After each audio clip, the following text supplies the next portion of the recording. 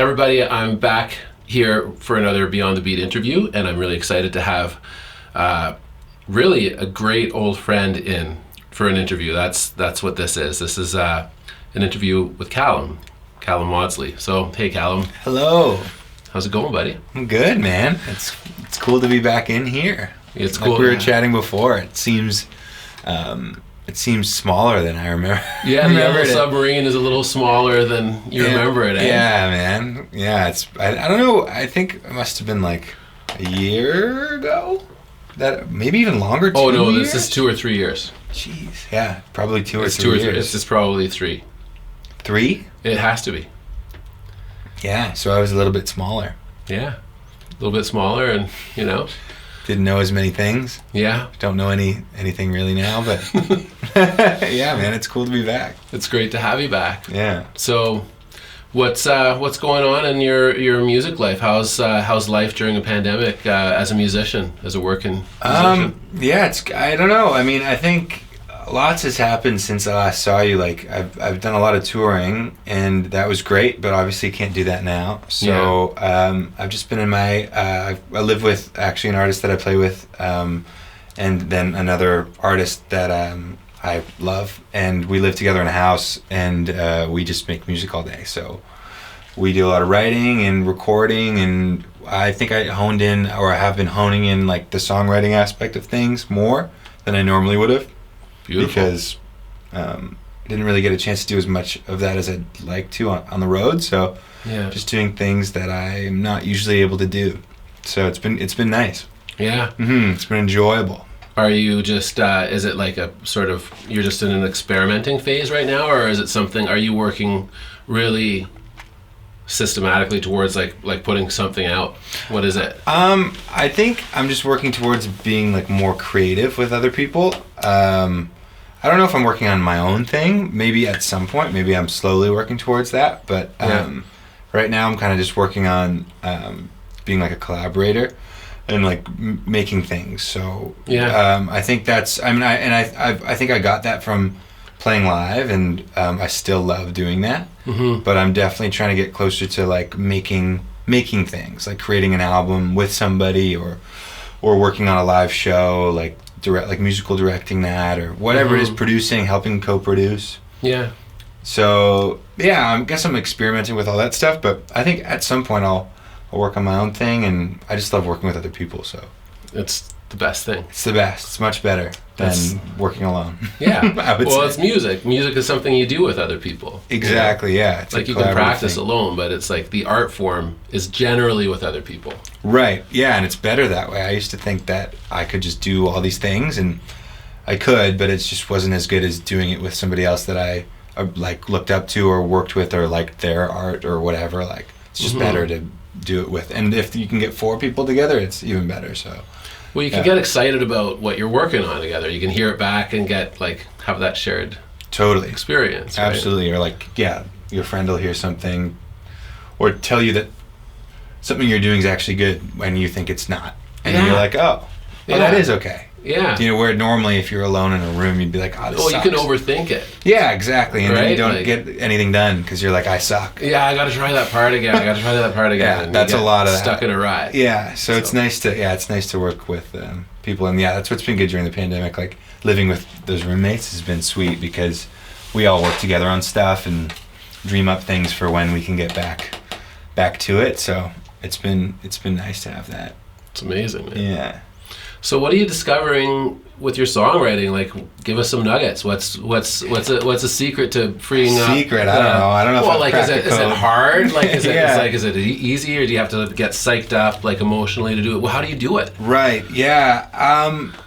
I mean, it depends on who I'm writing with, but I mean, I was writing with my friend Scott yesterday actually, and he looked at me and he was like, "Do you think people spend this much time writing songs?" Like, we had been working since like 10 a.m. and it was like getting to close to 6, and I was like, yeah, I think so. I think it just takes a lot of time. Mm-hmm. And I think I don't know if that's the secret, but like I think just if you just keep going at it, you'll get something at some point.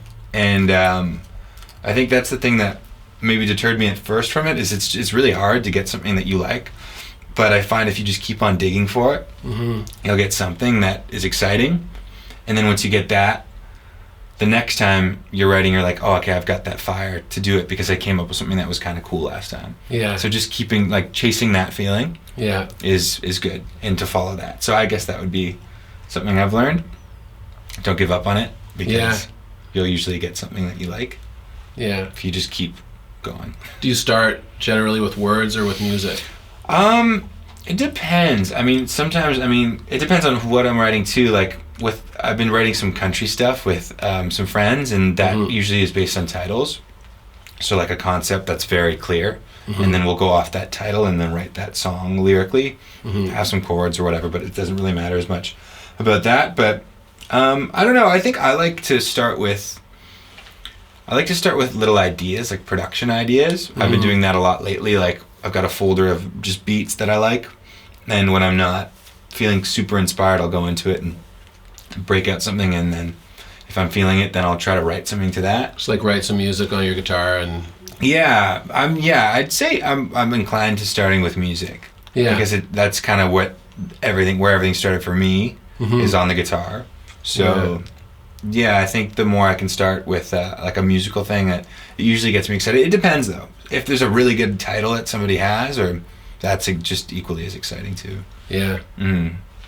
Really cool. Yeah, man. What do you think? What are you thinking about with the lyrics and with the songs? Like, is it anything?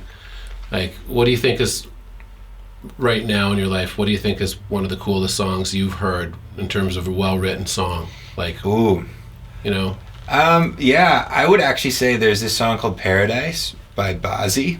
Super pop, but it's like every part of the song is like a chorus. It's like every part is so memorable and so fun and so easy to sing.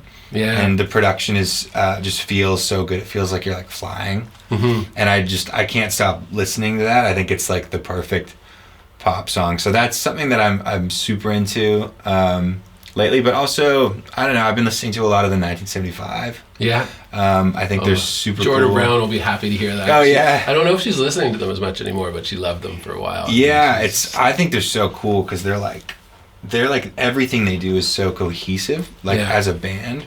Like the way that their songs sound and the way that their show looks, the way that their merch is, the way that everything that they do, the way that they dress. Yeah. It all makes sense. Yeah. And that's hard to find. So I don't know. I think they're super cool. I think their live show is one of the best live shows I've ever seen. Amazing. They're so good.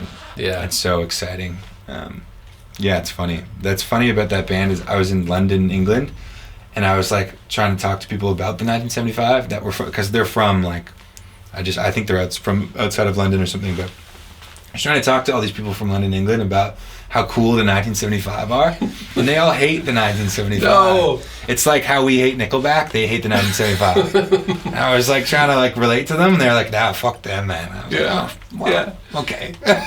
Well, I guess we've inherited that from them, and there's where we get our self-deprecating music love. Yeah, right. Like, yeah, it's funny. I was so surprised. I mean, I get it. We do the same thing. But. Well, that's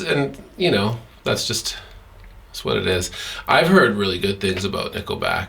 It's I've never been like deep into it or anything, but I've heard of like, stories of Chad after a huge night on stage, everyone's exhausted and him just playing music all night, right? And like jamming, just going like real. Yeah, man, those guys. Those songs are great too. It's like they get a lot of hate. They do a lot. You know what amazes me? I'm always amazed at the energy people put into like actually hating an artist, like but I think it's like I just feel very attached to artists, and I don't think as much in terms of like, oh, that's good, bad, because at that level it's just different because everything's really so well done. I mean, like at a professional level, so I'm always surprised at how people have so much hate for an artist. Like they're just making music, like what? But I guess in a way you're putting yourself out there as an artist, so people will have an opinion, and people have to have their opinion on it. So. Yeah. I think it's easier to hate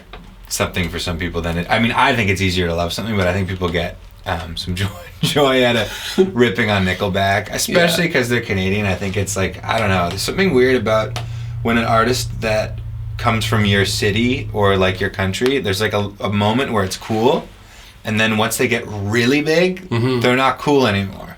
It's like the same thing happened with Drake, I think. But now he's come back around. But there was a point where people were like, he can't not. He's such an innovator, though. Oh, he's amazing, right? And I think people have realized. Yeah.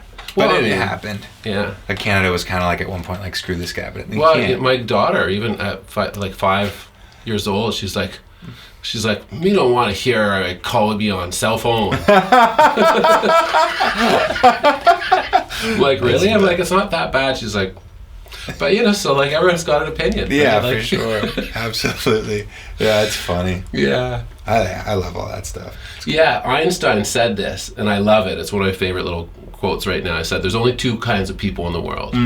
Those that believe that everything they see and sort of discover is a miracle, and those that don't. Right. That's kind of like, totally. How do you argue with that? That's great. That's beautiful. It just like, it sort of frees you up to just get back into life, doesn't it? 100%, yeah. And, Yeah, it's funny. People put a lot of energy into hating things. Yeah. When it would be a lot easier just to be like, yeah. Not my cup of tea. But it's like, it's how people define themselves. Like, I think what it is part of who you are, you become so protective of the artists and the music that you find, because they're singing about something that just resonates with you. Like, you feel like they're like, when I discovered Neil Young at like 16 or 15, he was like articulating thoughts that I hadn't been able to articulate. Right. And it was really powerful. It was like, it really helped me, actually. I felt, I don't know, there was this thing that happened to me. It was really like life-changing. Right. So, then it sort of defined how I looked and what I thought was cool, and it really had such a big impact on me, because I felt so thankful. I just felt like, oh, this is what I think and feel, right. like this is kind of cool. Yeah. And if something wasn't like that, I felt that, well, that's not like me, maybe, and I don't like that, maybe. Right. It was like simple. It was like I don't know. It's kind of a yeah. Yeah, I think so. Yeah, I don't know. I mean, you're so emotional at a young age, right? And yeah, for sure. I think I'm just keep thinking about Nickelback. How I feel about them. It's just like, I feel like, with that type of thing, it's like there's certain artists that you definitely resonate with a lot. Then there's other artists that you don't, but other people do. So let them have them, and let you have your person. Yeah. That's cool. Does that play, actually, while we're on this topic, and knowing that, does that make it hard to write a song? Does that make it hard to be creative, as like, because you're someone that's had a lot of success in your music, and you're playing on stages to like great big audiences, and that's amazing. Yeah. But then does that attention that you're getting make it harder to be vulnerable? I don't know. I think it can. I mean, if we're talking about performing live, I find it funny that when I'm performing, like, I get so much more nervous if there's 15 people in front of me that I can see than 20,000 people that I don't really know. Like 15 friends is so much scarier, because it's like there's judgment there, and you know that it's there because you know them, and you can see everybody's faces. Yeah. So I feel like I don't know. I don't really feel like there's judgment on me from like a large amount of people, because I don't really know what they're thinking, but I really care about what the people close to me think. Yeah. So, like, if I make something and I show my friend, or if I show a collaborator like Scott or some of my roommates, like, and they don't like it, I'm like, oh, everything's wrong. Like, like that hurts more than, like, I don't know. You know what I'm trying to say? Yeah. Yeah. So I don't know. I guess you can feel that a bit, but yeah. I've been thinking a lot about this, and just wondering, I'm just curious about what you think about it. I mean, it's tricky to sort of find your way when you're trying to make something new or try to reinvent yourself as an artist, and there has to be failures to make progress. Yes. Right? So as you get, like, because I've got this theory, right, with like up and coming artists, sometimes I wonder about, say you're an artist, like, let's use Lord as an example, right? Because that debut album was mind-blowing. to me. Yeah, When that same. came out, I was just like, that is incredible. Mm-hmm. And that happened for her at a pretty young age. Yeah, very young. And it was so unique and so fantastic. I was really anticipating like a follow-up album. Right. That was amazing. Mm-hmm. And then it was kind of, it didn't work. Mm-hmm. And I sort of feel like, well, it's probably really hard for a younger person if they haven't developed their like a huge vast sort of junkyard of songs and just like have like a really serious sort of war chest of like ideas and songs, and just I don't know, just like your little mad scientist room full of old tunes to sort of draw on. Like, what do you do if you get a whole bunch of attention right off the bat? And how do you follow that up, and how do you really believe in your own songs? Right. Yeah, it's weird. I heard Lorde talk about that album, the second album she did, it's Melodrama, I think it's called, right? Mm-hmm. And she's talking about it, and she's aware of the fact that that single Greenlight wasn't as big as she thought it would be. Mm-hmm. But she also says that that's their favorite song that she's ever written over anything on her first record. She's like, that meant the most to me. Cool. Well, then so to me, I'm kind of like, I think that's cool. I think she did it right. Like, I think also there was a big amount of time between that first record and that second record. Mm-hmm. And like the world had changed. Mm-hmm. So maybe the world was ready for Lorde at that time, and then wasn't as ready when she came back for stuff. Like, it's weird timing things happen. It may have nothing to do with that. Yeah, I think that's what she said, and if that's how she feels, then I think that's awesome, because I think that's all you can really ever do. Because you're never going to be able to please everybody. No, and you don't know what the radio is going to pick up on, and what the trend is at that point, or what commercial you get for your song, or whatever. But how much do you risk, like as an artist? That's once you've got some notoriety and some attention, and people expect you to do, like, how much do you risk? Yeah, I don't know. Because it's a question, right? Yeah, I think that's tough. I think that is the big question. I don't know, because I'm not as big as Billie Eilish or Lorde or whatever. I don't know. And that's different too, because you're an artist at that point. Like, you're your personality. Yeah. Like, I just kind of back people up and play for people and collaborate. Like, that's a different game. So I don't know. I think that's where it would get really, really tough. Yeah. There was this funny AC/DC story where someone was trying, like, sort of giving Angus Young a really hard time. He said, AC/DC, what have you done? All you guys have done is made like 11 albums that sound the same. Yeah. And Angus Young said, no, it's not true. Yeah. We've made 12. That's awesome. Yeah, I mean, once you get it, stick with it. Hey, like, so what? For sure, and if you're enjoying it, it's our stuff. That's their sound, and that's what they want. You put the solo in the same part of the song every single time. Beauty. And they like it. Just do it. And you get better at it, right? Yeah, 100%. You just repeat. Yeah, and if it's not broke, then they'll fix it. Like, I think that's cool. I think what it comes down to, if Angus Young was feeling like every day he woke up and he was just like, creating the same thing over and over again, and he hated it, then they probably wouldn't be making records. But they've made 12, so they're obviously having a good time. Yeah, I don't even know if that was like the right number, but that was the gist. I think they made more. Yeah, they probably made more than that. So they made so many records. But at that point, but they're so good at it, and it's awesome, and people like it. So we're like, I think it's all about. I mean, for me, what I've learned is it's just like, and try to enjoy it, and if you enjoy it, it's going to be better. Mm-hmm. In some way. I know, and there's always, it's impossible to be completely invincible. Like, there's artists that are really good at lots of things, right? But it's impossible to be the best at everything in music. It's just, you sort of have to pick something that is you and get really good at that thing and add to it, and Totally, and it's good to know what those things are. I think to know yourself a bit. Really important, especially when writing or creating with anybody, like, to know what you're bringing into the room, because once you know that, then you know when to give other people space to do their thing. Yeah, you don't want to be like the guy that thinks he can do everything and then just does a decent job at all. Yeah, you want to be the guy that's like, I know that I'm good at the melodies, or I know that I've got a vast knowledge of chords or whatever. What's the thing that you're the best at, that you think? What's your thing? Well, I started on the guitar, so musically I think I've got a good idea of where to take things melodically. Yeah. And chord wise, and I've always got little like ideas that floating around, or I can come up with something quickly. Yeah. So whenever there's a need for that, I'm there. But yeah, I think I love melodies. Like I love picking the perfect notes to sing the word that is being said.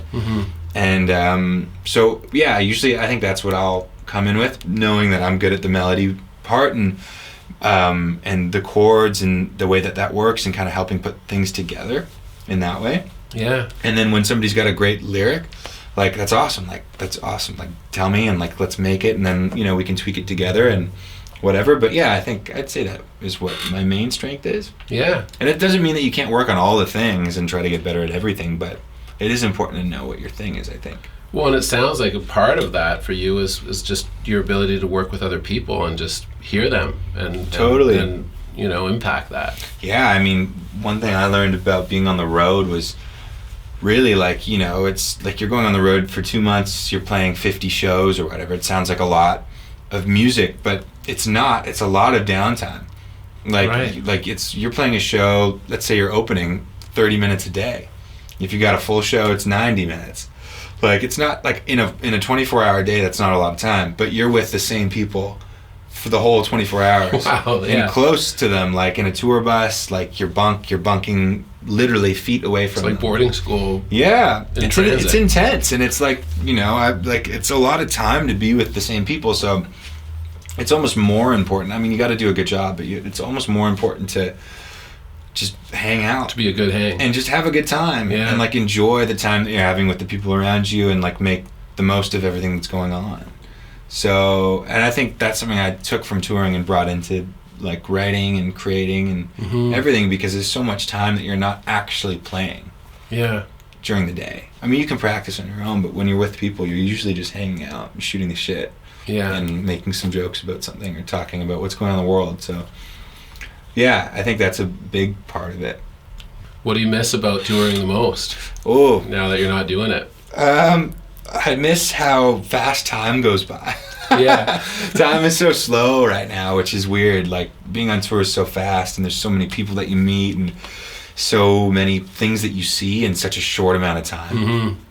I kind of miss being like super tired and having to get to somewhere new and just so many things happening. It's just like system overload almost now just to even think about it. So I miss that for sure. Yeah. Because it's just fun to have so much going on. Yeah, just the high energy. And I haven't had that in a while. Yeah. Got my hair cut today, and it was a big deal. Yeah. It was exciting. It was a big event. You're getting a bird's eye view of what your 40s are going to be like. Yeah, there you go, true. Actually, that's funny. I was talking to my friend about that. He's like, honestly, man, like, through the pandemic, like, I never thought I could, like, slow down like this.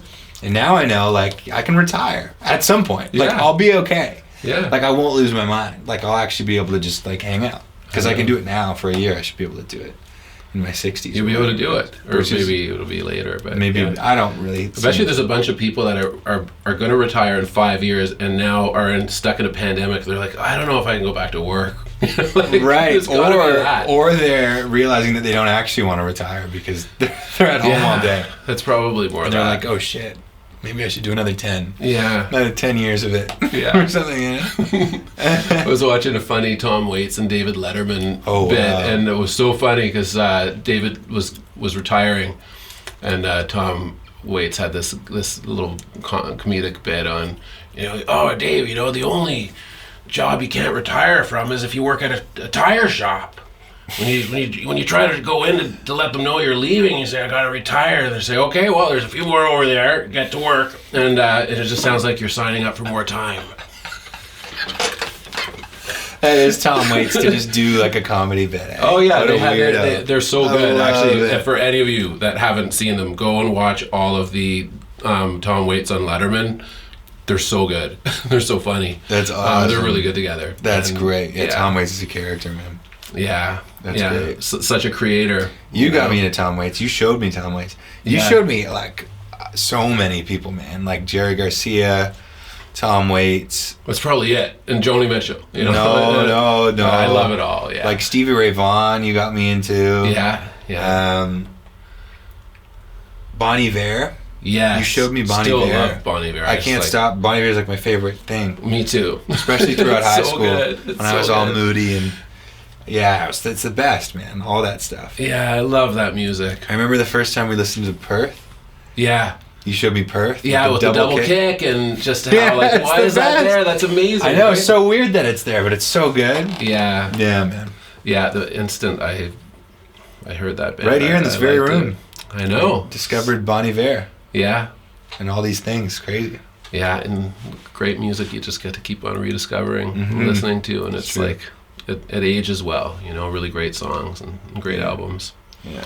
Hey, on that topic of being a young person, so you've got a lot, like how old are you now, Callum? I just turned 23. You just turned 23, so you're ancient. Really, you're over it's the hill. It's all downhill from yeah, there. It's all downhill from my back hurts. But, but you started guitar at 8, and there's going to be I don't know that there will be any 8-year-olds or 9-year-olds watching this, but maybe there will be. But if you had some advice to a younger person that's working on their music, or maybe there's someone out there that's listening to this interview or podcast, however we put it out, and they hear you talking and they know you, you've got fans, and what would be something that you would say to them? What would you say to you if you could look back in time and go and meet your younger self and give yourself some advice, or give yourself something to work on or think about as a young musician that's working on things? What would you say to them? Well, it's a hard question. There's a lot of things. I'm trying to think of the most important thing. You can say a few things to them. You can say 3. Three. No more. You can say as much as you want. Yeah, I don't know. I think I would say expose yourself to as many different types of music and genres and styles as possible. I think when I started, not when I was 8. I like that. But maybe when I was grade 9, grade 10, high school, I was super it's only blues music and it's only indie music. I was that's it. And I felt that way for a long time. And I missed out on a lot of great music because I was just decided that it was either electric guitar or it was indie stuff. I just didn't ever think pop music was cool. I thought that it was just all bad. And I lost out on I'm now going back and listening to all these songs that came out while I was in high school that I just didn't give the time of day. And I wish I did, because if I did, then I would have got a head start on a lot of stuff that I'm into now. Yeah. And I think the only reason I didn't listen to it was because I thought I was cooler than it. And I just thought it wasn't cool. And I was wrong. Well, you found stuff that you liked, and that was cool to you. And it was cool. And that was your tribe. It's tribal, isn't it? It's kind of tribal music. Because you hear sound that resonates with you, and you're that's...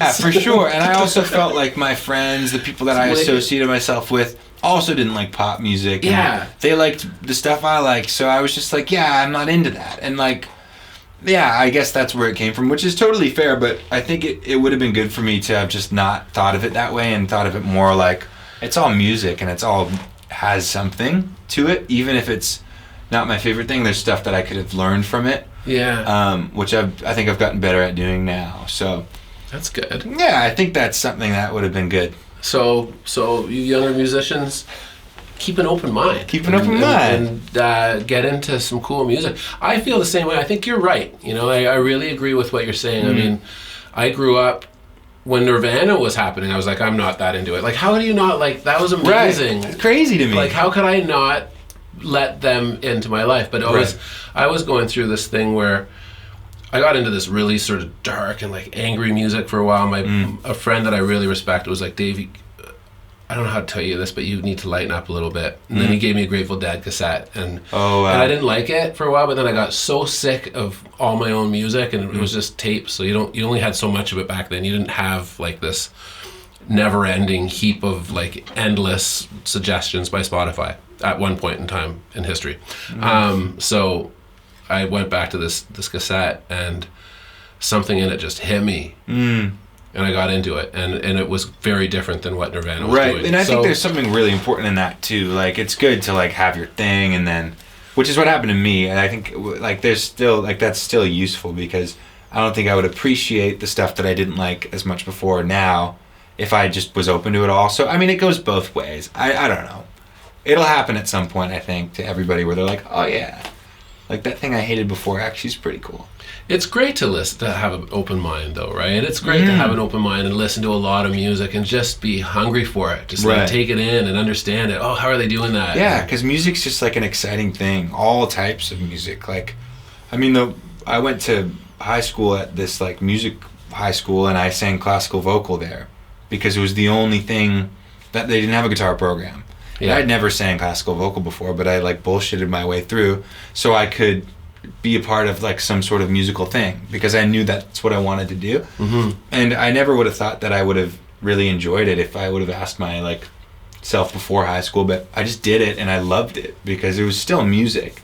Even though it was choral music and weird kind of stuff that I didn't really listen to, I found a lot of beauty in it still because it's all just people just making things and expressing themselves. Yeah, and it's great. It's great. So yeah, I think that's important for sure. So on the flip side of that, so looking forward, when you hopefully you live to the ripe old age of 103, and maybe when you hit 80, and you might slow down a little bit, and you look back on your life, what do you think is going to be really important that you achieve musically throughout your life? I think it's really cool to see artists that have just like a body of work that people have enjoyed. I think it's cool to have that, like to look back and know that you created things that brought people some joy, whether it's a lot of people or 100 people or 100,000 people, whatever. I think it'd be nice to have a physical thing that I created or helped create or was a part of in some way, and to look at it and be like, yeah, that was good. Documented. Yeah, an album, a live show that was great, or whatever it is. I don't know what it'll be, but to be able to hold it and be like, yeah, I'm proud of this and people liked it. Yeah. That's what I'd like to have. Yeah, you'd like a nice body of work. Some sort of body of work, whether that's my own stuff or something that I created with somebody else. Or what do you think is going to be important to you at that point in your life when you're looking back? And what do you think you'll value? I think I'll probably value the people that I met while I was doing it and the relationships I created. So hopefully I can keep them around because I've met some awesome people that I really like and connect with, and I've met them all through music. Like, I don't have many friends that aren't part of music or something creative, and like all of them kind of do music, so or something creative. So I would hopefully they're all still alive and we can kick it together when I'm 80 or 103 or however old I am. Yeah. That's great. I think that's a really important thing. Yeah. Right? It's just and hopefully I have a ton of guitars. Yeah. And nice gear that I've still got, and I can turn my amp up to 11 and rip it. Yeah, you will, man. You will. Yeah. Yeah. Oh man, it's so good to have you back here and just be hanging out with you. I know, it's cool. I'm enjoying this. It's really, really cool. It's kind of surreal to be here. I can't believe I thought it was only a year ago. Of course, it was more time than a year. Yeah, it's been a long time. It was really fun to watch you grow up, and it's really a joy to have you back here and to just hear how much you've grown and hear about what you think and feel and what you're doing, and I think it's great. It's cool. I mean, you're a massive reason why I did anything, because you were able to bring like the joy of music in. It's true, man. Like, I think a lot of teachers and a lot of the way that people learn music is a lot different from the way that you do it, because you're just stoked, and that got me stoked, and you kind of lit that fire in me that was like, I'm just gonna have to do this, and I don't think I would have got that from another teacher. So yeah, man. Oh, it was my pleasure and honor to work with you as a young person and be there for you. I'm really glad that you feel that way. That's great. There's Jordan Brown was in here, and she has, so there was a songwriting camp that we did here, and it was like a one-off thing, and it shouldn't have been. It should be something that should be like a staple here, but it was insanely cool. And all these great kids were here for a week, and it was like a unique thing we did. and you and Ethan wrote "Let Me Out." Was it "Let Me Out" or what was it? Was it? I think it was that. I think it was. It was so cool. Jordan has that recording. No. somewhere. It's so good. And because there was a performance, but it was like they were so young and it was so pure. You and Ethan performed it together. Right. And Jack, I think Jack performed it with you, or I'm not sure, but everyone sort of had their thing that they did. Yeah. And like the kids wrote a song, we'd sort of like listen, like probably not that, like it wasn't groundbreaking or anything, but what was really groundbreaking was that we were doing it together and people were trying things out, and we'd listen to like a tune and I'd sort of deconstruct it and say, hey, why is this? I think this is a great song. What do you guys hear in it? And then we'd talk about the tune and then they'd just go and write. And that was fun. So fun, man. That was a all fun those week. times. I remember even earlier than that, just like the band camp stuff was like. Yeah, on Courcelette. It was the best thing ever. It was like all I looked forward to. It was in the summer, like after school was done, and I looked forward to it all year. It was like all I cared about. Well, how long was it? Buddy, like you were saying, like I influenced you. Well, you influenced me. Like that. They were so cool. These little kids were so amazing and so into their music. And it really was like the beginning of what I owe you a lot of things because like I was finding my own way. I was probably a little older than you are now. Right. I was 29. It's like 6 years. Wow. Like that's not a lot of time. Right. So yeah, if not 28 actually. Crazy. And it was just so much fun for me. To like record you guys, and we sort of, it was got to make this music, and I, pretended I was like George Martin, and you guys were like a band, and we. You were though. It was like it was so just like free. We could just do whatever we wanted. Yeah. And we were like hanging out. I think that's a lot where a lot of what I do now comes from too, because it was just fun. Yeah. Like it wasn't like whatever. It was just we were just making a song, and it wasn't ever stressful. Like. It's just a good time, and that's where me, Jack, Logan, and Ethan, those guys that we were recording with and we were in a band, we just became great buds. Yeah. Through that. Like, we were friends already, but, like, not really. Like, we became, like, inseparable. It was amazing. We were, like, inseparable. It was insane. So many good times on stage, too, like, concerts, like big concerts that we prepare for. Yeah, it's like being on a team. It's, like...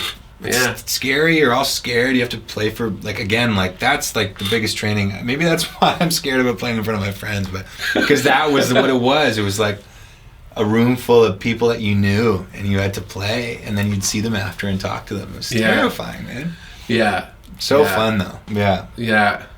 You always did, you just shone on stage, man. You always did so well, and remember when we started playing with pedals and you started to discover delay pedals, and like we'd sort of have these wicked solo sections set up, and you'd go for it, and it was like a lot going on in it, and it worked so well that it was just a treat to watch you guys perform, and it was so optimistic. I bumped into Ethan's mom a couple years ago, and she's like, Dave, those concerts, man, it was just so optimistic, and there was just so much hope, and just it was so much joy. Yeah, it was. And I felt so happy to hear that, because I just felt so good about it too, right? Like it's so cool to put something together. Yeah, man, that was all you. We all felt that energy, like what Ethan's mom was saying. Like, absolutely, we were just all there and feeling that, and just being in it. Yeah, it was great, man. Yeah. I think I bring that energy to what I do now for sure. That's nice, man. That's nice. Because of that, though, like I wouldn't have known what that felt like, but I try to bring that like energy to what I do now, and it's hard to sometimes when you're like 4 months into a tour and whatever, and and you're dirty, and whatever. But it's like that's what it all comes back to for sure.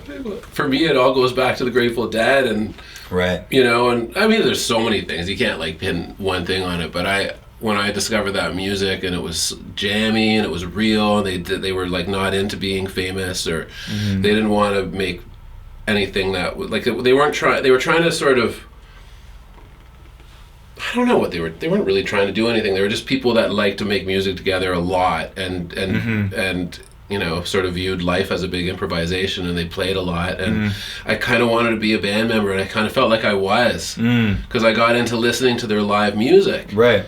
And so this whole thing, this whole weird, like, beyond the beat, like, crazy monster of a little weird music school was like just me trying to be a deadhead, or like trying to join the dead. Yeah. I just wanted to like play. I just wanted to hang out and make music, and I wanted that to be my reality. Right. And you guys were like happy to like join the band. Yeah, you know? 100%. Like, We're more than happy, man. so then that's why I put on a lot of concerts. Yeah. I was like, well, that worked for them. Maybe it'll work for all of us. And I think it was kind of cool. And it's such a big part of our program still. Yeah, it's the best. Or it's like what everybody, or at least when I was doing it, like it's just what we thought about the whole time. Yeah. It's like the show.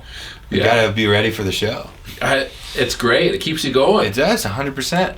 Yeah. And you're doing it with your friends, and you're like all kind of relying on each other to get your shit together and do it. Yeah, and it's because you're gonna have to get on stage and do it. Yeah, and all your friends are gonna be there, and they're gonna judge you. Yeah. So not judge you, but that's like. Well, you wanted it to be good. Yeah, right? you wanted them to think you were cool. Well, and you guys were sort of like the band that everyone's like, what are they gonna do? Like, you guys sort of had some big shoes to fill for those shows because you know were pretty good. Right. There was something special about your band. I think. Yeah.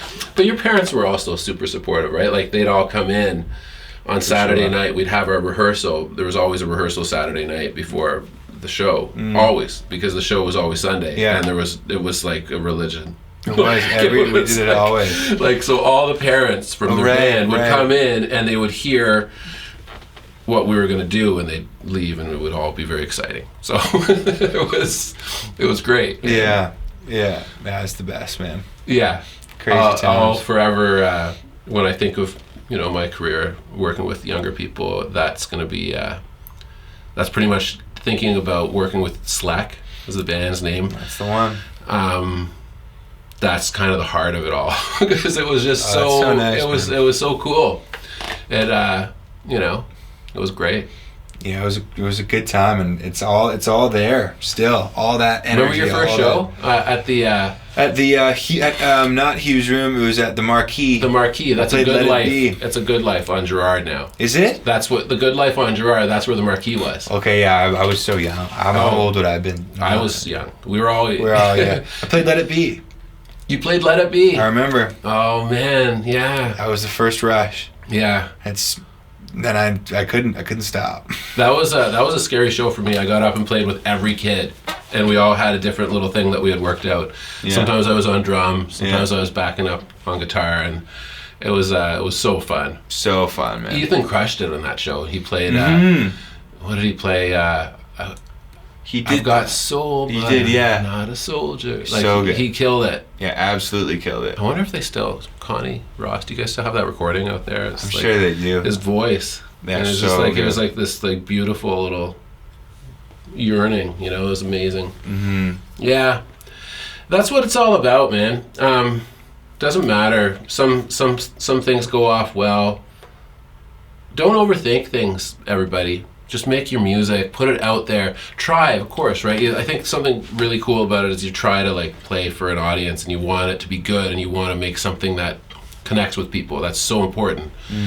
But then, like, some songs, you're gonna write them and they won't be great, and some will be great. That's how it is. And I feel like it's like, don't overthink it. Just do it. Like, yeah, and if you're enjoying it, then that's the thing. And I think that's kind of cliche, but it's true. It's just like, just do it. Yeah. And if you're having a good time, and if you're not, then change it up. Yeah. If you can. Yeah, and if you feel like you want to get better technically, then do that. Totally. You kind of become who you are. Try to find some people that feel the same way as you. Find your tribe. Find that. Yeah, find those peeps, and then things will really start happening, I think. Yeah. Yeah, man. What should we? So I want to share you with everyone that's listening to this and watching this. So what should people go out and listen to? And what recordings are you on, or performances that you're proud of that are out there? Ooh. What should they go and do to check out Callum Maudsley? Well, recently, what is there? I co-wrote a song with Scott. Mm-hmm. Scott Helman, he's an artist I play with. It just came out on Spotify. It's called Coming Home. Yeah. So you can check that out. I mean, I'm on social media a lot. So you co-wrote that one with him? Yeah, just me and him wrote it together. And so there's that. That's nice. You could check out the Reklaw's latest album. They're a country band. I produced all their vocals for it, for the whole record almost. Wow. During COVID, We did it in our house, which was super fun. But yeah, I'm on social media. You can follow me. Just my name, Callum Maudsley, and I'm always posting stuff and where do you hang out? Instagram or Instagram? Where are you? Instagram, Twitter, a bit. Twitter. I'm trying to get used to Twitter. Yeah. But Instagram, I've got a website, and I'm always posting stuff that I'm doing. It's usually live stuff, but just trying to do more of everything. So yeah, I'm around on there. Yeah. Yeah, check it out. Yeah, you got to do it. It's amazing. Yeah. I love it. So yeah, man. Thanks for having me. Well, Callum, it's been, it's so hard in life, right? Like I don't even know how many times I've thought about just I got to get together with Callum. Dude, me too. I thought the exact same missed thing you. about So you. Yeah, it's good. it's beautiful to have you back here. For real. So yeah, right, everybody. Callum Maudsley, Scott Helman, the Reklaws. Yeah, Johnny Orlando. So many accolades. Yeah, so much to be proud of with young Callum here. So wicked, man. Thanks, dude. All because of you. It is. It comes back to you every time. It's true. It's a collaboration. Yeah. It's everything. But man, I love it. Yeah, it's a joy. Okay, peace.